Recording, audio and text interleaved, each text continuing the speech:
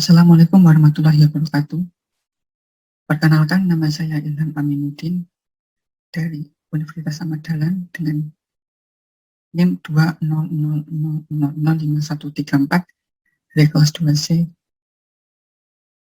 Ingin mempresentasikan hasil lembar kerja mahasiswa mobil bertenaga angin. Di sini ada jadwal pelaksanaan. Saya mulai dengan mengambil video bertepat pada hari Senin tanggal 12 April 2021. Saya mengunggah video ke tracker tanggal 13 April Selasa hari ini mengunggah video ke tracker, yaitu mencari data menggunakan tracker Selasa tanggal 13 April 2021. Selanjutnya memindahkan data dari tracker ke sheet, yaitu 13 April 2021.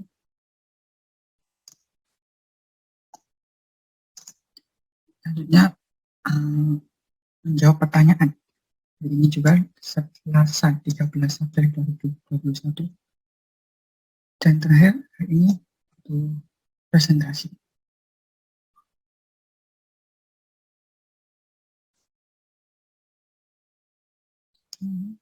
Jadi ini tadi adalah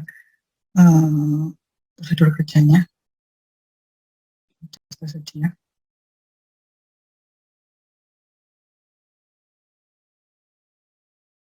Oke, ini hasil pengamatan berdasarkan prosedur yang saya gunakan. Langkah-langkah yang saya gunakan menggunakan prosedur yang telah tersedia di LKM ini, saya berhasil memperoleh sebanyak 44 data menggunakan aplikasi tracker ini. Ya. Oke, selanjutnya kita lanjut ke diskusi. Berdasarkan hasil pengamatan kita ketiga, buatlah grafik dengan antara gaya dan sebatan benda. Ini bisa dilihat grafiknya. Yang warna oranye adalah F dan V. Ini yang V. Jadi yang nomor 2, berdasarkan grafik nomor 1 tersebut ini, hubungan antara gaya dan kecepatan gerak benda. Semakin besar gaya yang diberikan, maka semakin besar pula kecepatan benda tersebut.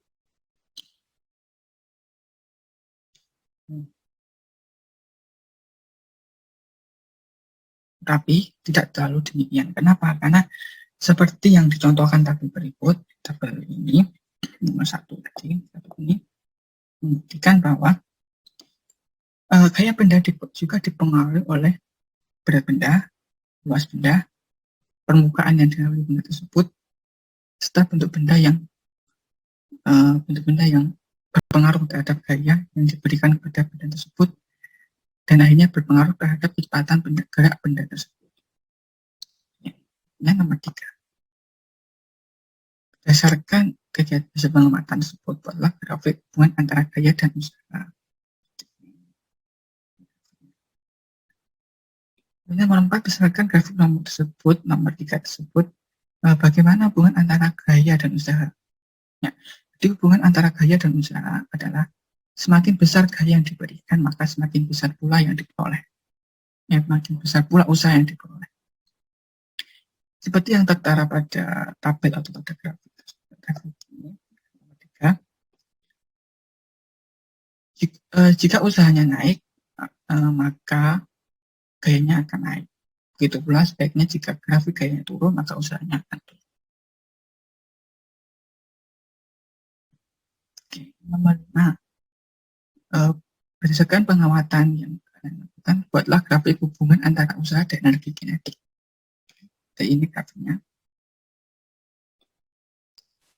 Jadi nomor 6, berdasarkan grafik tersebut, nomor 5 tersebut, bagaimana hubungan antara usaha dan energi kinetik. Nah, hubungan antara usaha dan energi kinetik, yaitu semakin besar usaha yang diberikan, maka semakin besar juga energi kinetik yang diserap.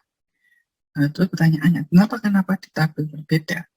Nah, ternyata energi kinetik itu selain dipengaruhi oleh jumlah usaha yang diberikan, juga dipengaruhi oleh beberapa faktor, yaitu massa benda, kecepatan benda.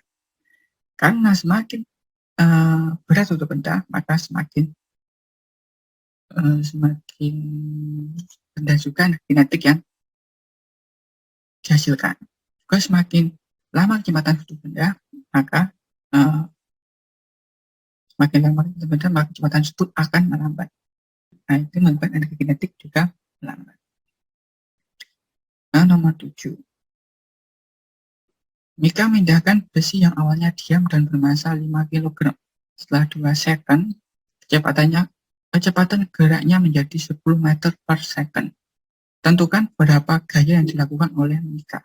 Oke. Sebelum itu kita harus mengetahui dulu rumus gaya, yaitu F sama dengan M kali A. Atau massa kali kecepatan. Di nomor 7 kita ketahui M-nya atau massanya itu 5 kg. V setelah 2 second plus 10 meter per second atau kecepatan akhir. Kecepatan akhirnya itu 10 meter per second. Sebenarnya T-nya sama dengan 2 second. Waktunya 2 second. Ditanyakan F-nya. Terus dijawab. Nah, ini kan untuk menentukan gaya ada rumusnya F sama dengan M kali A. Sedangkan A-nya belum diketahui. Nah, kita cari dulu A-nya. A sama dengan V per T. A sama dengan 10 bagi 5. 10 bagi 5. 10 bagi 2. 10 bagi 2. 10 bagi 2 sama dengan 5 meter per second. Selanjutnya setelah diketahui A-nya, maka kita tinggal masukkan ke rumusnya. Yaitu F sama dengan M kali A. F sama dengan 5 kali 5 sama dengan 25 Newton. Nah, jadi gaya yang dilakukan oleh Mika adalah 25 Newton. Nah, nomor 8. Sebuah mobil bermassa memiliki massa M dan berdaya P. Jika semula mobil tersebut dalam keadaan diam, maka berapa kecepatan setelah melaju selama 2 detik? Maka kita harus ketahui dulu apa yang diketahui dalam soal ini. Yang pertama, massanya M. Tulis massanya M. Sebenarnya dayanya P. Tentunya kecepatan akhirnya belum tahu, maka 0 sama dengan 0 atau kecepatan akhirnya sama dengan 0. Tentunya waktunya berapa? 2 detik. Nah, ditanya FT, yaitu kecepatan seluruhnya setelah melaju selama 2 detik. Jawab, ini ada rumus. Cara ketiga ini memang bisa digunakan, itu nomor 3. Setelah menggunakan rumus yang rumit, hanya diketahui hasilnya, yaitu akar 2P kali 2 per M. Jadi kecepatan mobil setelah melaju selama 2 detik atau 2 second adalah akar 2P kali 2 per M.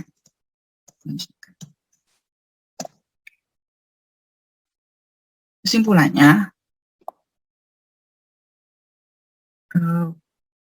dari tujuan kegiatan di atas menurut saya ialah usaha dan energi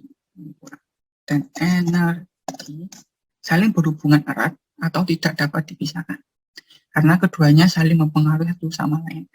Dan untuk membuktikannya bisa melalui aplikasi tracker untuk mengukurnya. Oke, sekian dari saya. Wassalamualaikum warahmatullahi wabarakatuh.